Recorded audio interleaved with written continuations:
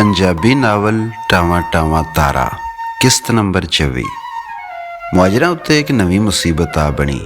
Server ਸੁਨਿਆਰੀ ਕੁੜੀ ਉਹਨਾਂ ਦੇ ਹਵਾਲੇ ਕੀਤੀ ਤੇ ਆਖਿਆ, ਇਹਨੂੰ ਤੁਸਾਂ ਇੰਜ ਰੱਖਣਾ ਹੈ ਜਿਵੇਂ ਮੇਰੇ ਘਰੋਂ ਹੈ। ਨਿਕਾਹ ਹੀ ਕਿਉਂ ਨਹੀਂ ਕਰ ਲੈਂਦਾ? ਵੱਡੇ ਬਿਰਾ ਮਾਮੂਦ ਆਖਿਆ। ਤੁਹਾਡਾ ਇਸ ਗੱਲ ਨਾਲ ਕੋਈ ਤਲਕ ਨਹੀਂ, ਉਹਨੇ ਆਖਿਆ। ਕਰ ਲਵਾਂਗਾ ਜਦੋਂ ਮੇਰੀ ਮਰਜ਼ੀ ਹੋਵੇਗੀ, ਪਰ ਅਸੀਂ ਬਾਲ ਬੱਚੇ ਵਾਲੇ ਹਾਂ, ਧੀਆਂ ਭੈਣਾਂ ਵਾਲੇ ਘਰ ਵਿੱਚ। ਨਿੱਕੇ ਬਿਰਾ ਸੁਲਤਾਨ ਆਖਿਆ। ਉਹ ਤੁਹਾਡੀਆਂ ਧੀਆਂ ਭੈਣਾਂ ਨੂੰ ਕੁਝ ਨਹੀਂ ਆਖਦੀ, ਪੜ੍ਹੀ ਲਿਖੀ ਤੇ ਸ਼ਰੀਫ ਘਰ ਦੀ ਏ। ਪਰ ਉਧਾਲਾ, ਅੱਗੋਂ ਮਾਮੂਦ ਆਖਿਆ। ਉਹ ਆਪ ਮੇਰੇ ਕੋਲ ਟੁਰ ਕੇ ਆਈ ਏ। ਸਰਵਰ ਆਖਿਆ, ਮੈਂ ਕੱਢ ਕੇ ਨਹੀਂ ਲਿਆਇਆ। ਤੁਸੀਂ ਫਿਕਰ ਨਾ ਕਰੋ, ਕੁਝ ਨਹੀਂ ਹੁੰਦਾ। ਜੇ ਛਾਪਾ ਪੈ ਗਿਆ, ਬਰਾਮਦਗੀ ਹੋ ਗਈ ਤੇ ਵਿੱਚ ਅਸੀਂ ਵੀ ਫਸ ਜਾਵਾਂਗੇ। ਮੇਰੇ ਆਉਂਦਿਆਂ ਫਿਕਰ ਨਾ ਕਰੋ, ਸਰਵਰ ਆਖਿਆ। ਮੈਂ ਉਹਨੂੰ ਰੱਖਿਆ ਏ, ਮੈਂ ਆਪੂ ਜ਼ਿੰਮੇਦਾਰ ਹਾਂ। ਸਾਨੂੰ ਥਾਂ ਅੱਗੇ ਹੀ ਸੌੜੀ ਏ, ਇੱਕ ਕੋਠਾ ਉਹਨੂੰ ਦੇ ਕੇ ਅਸੀਂ ਕਿਵੇਂ ਗੁਜ਼ਾਰਾ ਕਰਾਂਗੇ? ਵਾੜੇ ਵਾਲੇ ਪਾਸੇ ਇੱਕ ਹੋਰ ਕਿੱਲਾ ਛੱਤ ਲਓ, ਜਿਹੜਾ ਮਰਜ਼ੀ ਰੁੱਖ ਵੱਢ ਕੇ। ਇੱਟਾਂ ਦਾ ਖਰਚਾ ਵੀ ਮੈਂ ਦਿਆਂਗਾ। ਮੁਹਾਜਰਾਂ ਹੋਰ ਵੀ ਕਈ ਬਹਾਨੇ ਪਾਏ, ਪਰ ਉਹਨਾਂ ਦੀ ਕੋਈ ਪੇਸ਼ ਨਾ ਗਈ। ਜਾਣ ਲੱਗਿਆਂ ਉਸ ਆਖਿਆ, ਉਹਦੀ ਖਿਦਮਤ ਖਾਤਰ ਹੋਣੀ ਚਾਹੀਦੀ ਏ। ਮੈਂ ਲੋੜ ਦੀ ਹਰ ਚੀਜ਼ ਲਿਆ ਦਿਆਂਗਾ, ਪਰ ਉਹ ਬਾਹਰ ਨਾ ਨਿਕਲੇ, ਨਾ ਕੋਈ ਓਪਰਾ ਬੰਦਾ ਅੰਦਰ ਆਵੇ। ਸਰਵਰ ਖਰਚੀਲਾ ਬੰਦਾ ਸੀ। ਉਹਨੇ ਖਾਣ ਪੀਣ ਤੇ ਵਰਤਣ ਦੀਆਂ ਚੀਜ਼ਾਂ ਦੇ ਢੇਰ ਲਾ ਦਿੱਤੇ। ਜਦੋਂ ਆਉਂਦਾ, ਖੁਰਜੀ ਮਿਠਾਈ, ਰਸ ਤੇ ਫਲ ਫਰੂਟ ਨਾਲ ਭਰੀ ਹੁੰਦੀ। ਬੇਰਾਂ, ਗੰਨੇ ਦੀਆਂ ਟੋਟੀਆਂ ਤੇ ਗੁੜ ਦਿਆਂ ਚੌਲਾਂ ਤੋਂ ਵੱਧ ਜਿਨ੍ਹਾਂ ਬਾਲਾਂ ਕਦੀ ਕੋਈ ਮਿੱਠੀ ਚੀਜ਼ ਨਹੀਂ ਖਾਧੀ ਸੀ, ਉਹਨਾਂ ਦੇ ਹੱਥ ਵਿੱਚ ਸੁੱਕੇ ਟੁੱਕਰ ਦੀ ਥਾਂ ਕੇਕ ਤੇ ਰਸ ਹੁੰਦੇ, ਤੇ ਉਹ ਗੋਂਗਲੂਆਂ ਵਾਂਗ ਸੇਬਾਂ ਨੂੰ ਚੱਕ ਮਾਰਦੇ ਫਿਰਦੇ। ਉਹਨਾਂ ਦੀਆਂ ਜ਼ਨਾਨੀਆਂ ਵੀ ਹਯਾਤੀ ਵਿੱਚ ਪਹਿਲੀ ਵਾਰੀ ਮੌਸਮ ਦਾ ਫਲ ਚੱਖਿਆ, ਸਗੋਂ ਉਹਨਾਂ ਨੂੰ ਨੱਜੀ ਦਾ ਪਾਟਾ ਪੁਰਾਣਾ ਵੀ ਲੱਭ ਜਾਂਦਾ। ਉਹਨਾਂ ਦੀਆਂ ਕੁੜੀਆਂ ਨੱਜੀ ਦੀਆਂ ਫਾਲਤੂ ਗੁਰਗਾਬੀਆਂ ਪਾ ਕੇ ਵੱਟਾਂ ਬੰਨਿਆਂ ਉੱਤੇ ਟੁਰਦੀਆਂ, ਮੂੰਹ ਉੱਤੇ ਕਰੀਮ ਲਾ ਕੇ ਤੰਦੂਰੀ ਵਿੱਚ ਰੋਟੀਆਂ ਲਾਉਂਦੀਆਂ, ਸੈਂਟ ਲਾ ਕੇ ਗੋਇਆ ਥੱਪਦੀਆਂ।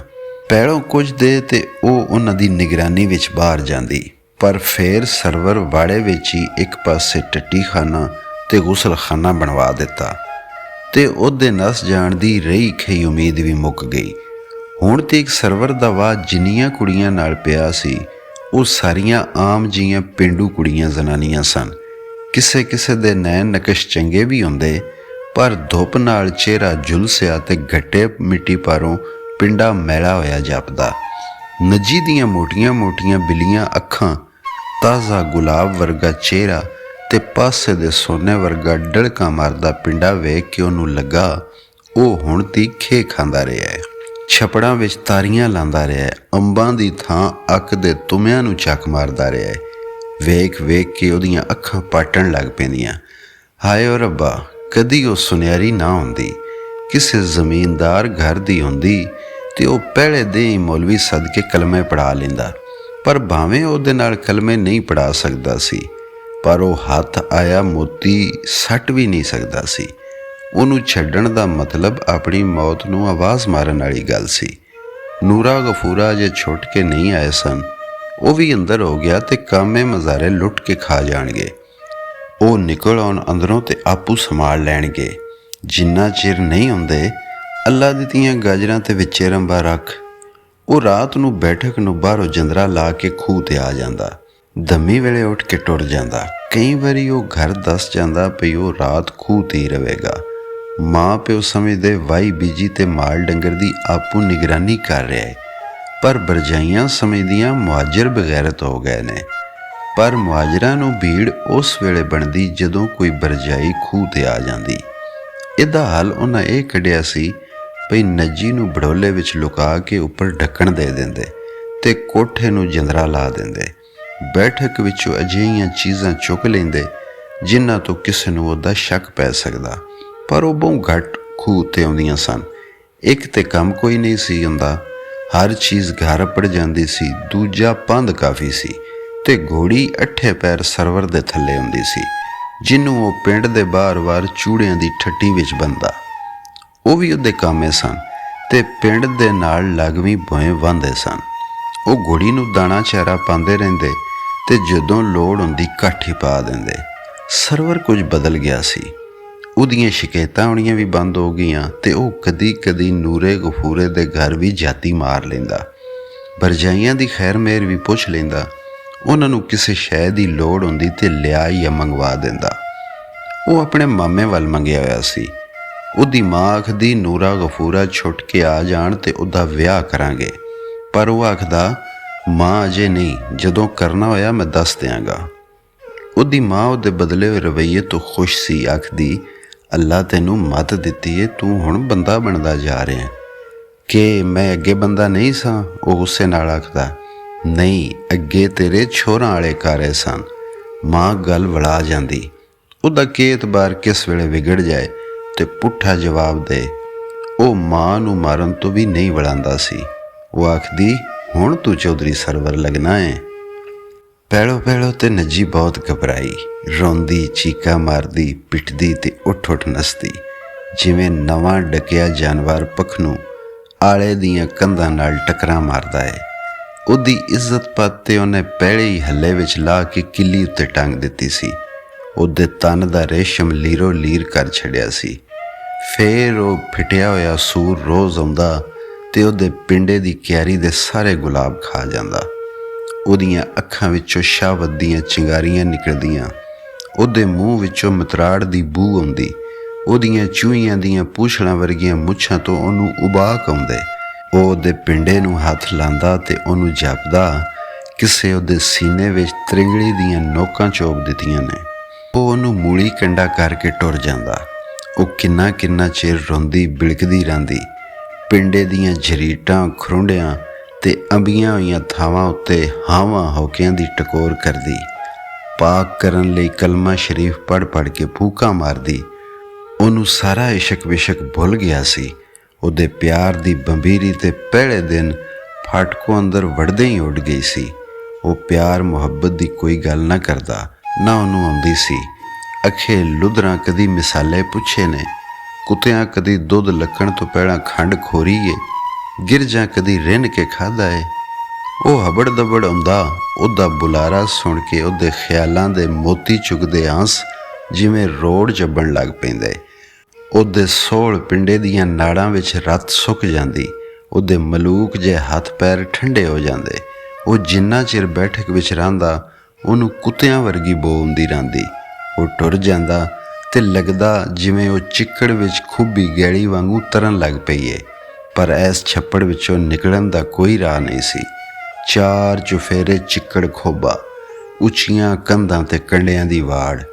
ਕਈ ਵਾਰੀ ਉਹਨੇ ਇਰਾਦਾ ਕੀਤਾ ਅੱਗ ਲਾ ਕੇ ਸੜ ਜਾਏ, ਛੁਰੀ ਨਾਲ ਆਪਣਾ ਢਿੱਡ ਪਾੜ ਲਵੇ ਜਾਂ ਫਾਹ ਲੈ ਲਵੇ, ਪਰ ਇੱਕ ਤੇ ਉਹਨੂੰ ਹੌਸਲਾ ਨਾ ਪੈਂਦਾ, ਦੂਜੇ ਸੋਚਦੀ ਜ਼ਿੰਦਗੀ ਤੇ ਹਰਾਮ ਹੋ ਹੀ ਗਈ ਏ, ਮੌਤ ਵੀ ਆਰਾਮ ਹੋ ਜਾਏਗੀ। ਇਕੱਲੀ ਬਹਿ ਕੇ ਘਰ ਦੇ ਇੱਕ ਇੱਕ ਜੀਅ ਦੀ ਸ਼ਕਲ ਯਾਦ ਕਰਦੀ, ਉਹਨਾਂ ਦੀਆਂ ਗੱਲਾਂ ਕਰਦੀ, ਲੰਘੇ ਵੇਲੇ ਦੀਆਂ ਸੁਫਨੇ ਵਰਗੀਆਂ ਯਾਦਾਂ। ਘਰ ਦਾ ਇੱਕ ਇੱਕ ਕੋਨਾ, ਵੱਡੀਆਂ ਨਿੱਕੀਆਂ ਚੀਜ਼ਾਂ, ਅੰਮੀ ਦੀਆਂ ਪਿਆਰ ਨਾਲ ਲੁਬੜੀਆਂ ਝਿੜਕਾਂ, ਅੱਬੇ ਦਾ ਦੁਲਾਰ ਨਾਲ ਭਰਿਆ ਬੁਲਾਰਾ। ਉਹ ਜਦੋਂ ਘਰ ਆਉਂਦੇ ਸਭ ਤੋਂ ਪਹਿਲਾਂ ਉਹਦਾ ਪੁੱਛਦੇ, ਅੱਬਾ ਮੈਂ ਕੀ ਦੱਸਾਂ, ਮੈਂ ਕਿੱਥੇ ਹਾਂ? ਤੂੰ ਸੁਣ ਸਕਣਾ ਹੈ ਮੇਰੇ ਹਾੜੇ, ਤੂੰ ਵੇਖ ਸਕਣਾ ਹੈ ਮੇਰਾ ਹਾਲ, ਤੂੰ ਝੱਲ ਸਕਣਾ ਹੈ ਮੇਰੇ ਦੁੱਖ ਤੇ ਜਿਉਂ ਸਕਣਾ ਹੈ ਮੇਰੀ ਜਿਉਂਦੀ ਲੋਥ ਵੇਖ ਕੇ। ਅੱਬਾ ਕਿੱਧਰ ਗਏ ਤੇਰੇ ਲਾਡ, ਕਿੱਥੇ ਗਏ ਤੇਰੇ ਸ਼ਫਕਤ ਭਰੇ ਹੱਥ, ਕਿੱਥੇ ਗਏ ਤੇਰੇ ਉੱਚੇ ਗੰਧਿਆੜੇ? ਅੱਬਾ ਕੀ ਫਾਇਦਾ ਤੇਰੀਆਂ ਨਮਾਜ਼ਾਂ ਦਾ, ਕੀ ਫਾਇਦਾ ਤੇਰੀਆਂ ਦੁਆਵਾਂ ਦਾ ਤੇ ਨੇਕੀਆਂ ਦਾ? ਭਲਾ ਹੁੰਦਾ ਜੇ ਤੂੰ ਜਮਦੀ ਨੂੰ ਭੋਏ ਵਿੱਚ ਦੱਬ ਦਿੰਦਾ ਤੇ ਸਿਰ ਵਿੱਚ ਖੇ ਤੇ ਨਾ ਪੈਂਦੀ। ਤੂੰ ਕਿਉਂ ਮੈਨੂੰ ਸ਼ਹਿਜ਼ਾਦੀਆਂ ਵਾਂਗ ਰੱਖਿਆ, ਮੇਰਾ ਆਖਿਆ ਨਾ ਮੁੜਿਆ, ਮੈਨੂੰ ਕਿਉਂ ਪੜ੍ਹਾਇਆ ਲਿਖਾਇਆ? ਅੱਬਾ ਜੇ ਮੈਂ ਜਾਣਦੀ ਮੈਂ ਇਹੋ ਜਿਹੇ ਖਤ ਲਿਖਣੇ ਪੜ੍ਹਨੇ ਨੇ, ਨਿੱਜ ਸਕੂਲੇ ਜਾਂਦੀ। ਫੇਰ ਉੱਚੀ ਉੱਚੀ ਰੋਣ ਤੇ ਗਾਉਣਾ ਵਰਗੇ ਵੈਣ ਕਰਨ ਲੱਗ ਪੈਂਦੀ। ਵੀਰ ਵੇ ਮੇਰੀ ਕੂਕ ਨਹੀਂ ਅਪੜੀ, ਕਿਸੇ ਹਵਾ ਦੇ ਹੁੱਲੇ ਮੇਰੀ ਦੱਸ ਨਹੀਂ ਪਾਈ। ਖਾਬਾਂ ਦੇ ਵਿੱਚ ਵੇਖਦੇ ਹੋ ਸੋ ਮੇਰੀ ਸੂਰਤ, ਸੁਫਨਾ ਜਾਪਣ ਵੀਰ ਵੇ ਹੁਣ ਤੁਹਾਡੀਆਂ ਸ਼ਕਲਾਂ। ਮੁਹਾਜਰਾਂ ਦੀਆਂ ਜ਼ਨਾਨੀਆਂ ਸ਼ੁਰੂ ਵਿੱਚ ਉਹਦੇ ਕੋਲੋਂ ਤਰਹਿੰਦੀਆਂ ਤੇ ਦੂਰ ਦੂਰ ਰਹਿੰਦੀਆਂ, ਕੁੜੀਆਂ ਨੂੰ ਵੀ ਨੇੜੇ ਨਾ ਆਉਣ ਦਿੰਦੀਆਂ, ਪਰ ਜਦੋਂ ਉਹਨਾਂ ਨੂੰ ਸਾਰੀ ਗੱਲ ਦਾ ਪਤਾ ਲੱਗਾ ਉਹ ਉਹਦੇ ਨਾਲ ਹਮਦਰਦੀ ਕਰਦੀਆਂ, ਸੱਚੇ ਝੂਠੇ ਦਿਲਾਸੇ ਦਿੰਦੀਆਂ ਤੇ ਉਹਦਾ ਦੁੱਖ ਵੰਡਦੀਆਂ। ਉਹ ਉਦਾਸ ਹੁੰਦੀ ਤੇ ਰੋਟੀ ਮੋੜ ਦਿੰਦੀ। ਉਹਦੇ ਪੱਜੋਂ ਉਹਨਾਂ ਨੂੰ ਖਾਣ ਨੂੰ ਚੰਗਾ ਲੱਭ ਜਾਂਦਾ। ਸਰਵਰ ਆਪੂ ਵੀ ਕਈ ਵਾਰੀ ਉੱਥੇ ਹੀ ਖਾਂਦਾ। ਉਹ ਪੈਸੇ ਦੇ ਜਾਂਦਾ। ਮੁਹਾਜਰਾਂ ਦਾ ਵੱਡਾ ਮੁੰਡਾ ਸਾਈਕਲ ਉੱਤੇ ਜਾ ਕੇ ਵੱਡੇ ਪਿੰਡੋਂ ਗੋਸ਼ਤ ਜਾਂ ਕੁਕੜੀ ਲੈ ਆਉਂਦਾ, ਜਾਂ ਆਪਣੀ ਕੋਈ ਕੁਕੜੀ ਹਲਾਲ ਕਰਦੇ ਤੇ ਪੈਸੇ ਆਪੂ ਲੈ ਲੈਂਦੇ। ਸਰਵਰ ਕਦੀ ਨਾ ਪੁੱਛਦਾ ਕਿੰਨੇ ਖਰਚ ਹੋਏ, ਕਿੰਨੇ ਬਚ ਗਏ।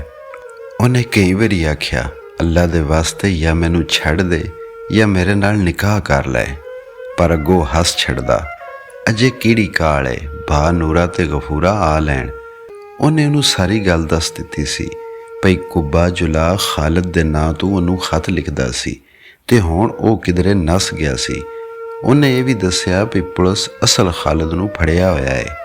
ਵੱਡਾ ਬਾਊ ਬਣਿਆ ਫਿਰਦਾ ਸੀ। ਉਹ ਮੂੰਹ ਖੋਲ ਕੇ ਹੱਸਦਾ, BA ਪਾਸ। ਫਿਰ ਉਹ ਪੁੱਛਦਾ, ਯਾਦ ਤੇ ਆਉਂਦਾ ਹੋਣਾ ਏ, ਪਰ ਉਹ ਕੋਈ ਜਵਾਬ ਨਾ ਦਿੰਦੀ। ਵਿੱਚੋਂ ਵਿੱਚ ਉਹਨੂੰ ਖਾਲਦ ਉੱਤੇ ਤਰਸ ਆਉਂਦਾ। ਉਹ ਤੇ ਆਪਣੀ ਬੇਵਕੂਫੀ ਦੀ ਸਜ਼ਾ ਭੁਗਤ ਰਹੀ ਸੀ। ਉਹ ਵਿਚਾਰਾ ਬੇਤਕਸੀਰਾ ਐਵੇਂ ਮਾਰਿਆ ਗਿਆ ਸੀ। ਉਹਨੂੰ ਖਾਲਦ ਨਾਲ ਹਮਦਰਦੀ ਜ਼ਰੂਰ ਸੀ, ਪਰ ਉਹਦੇ ਬਾਰੇ ਉਹ ਬਹੁਤਾ ਸੋਚਣਾ ਨਹੀਂ ਚਾਹੁੰਦੀ ਸੀ।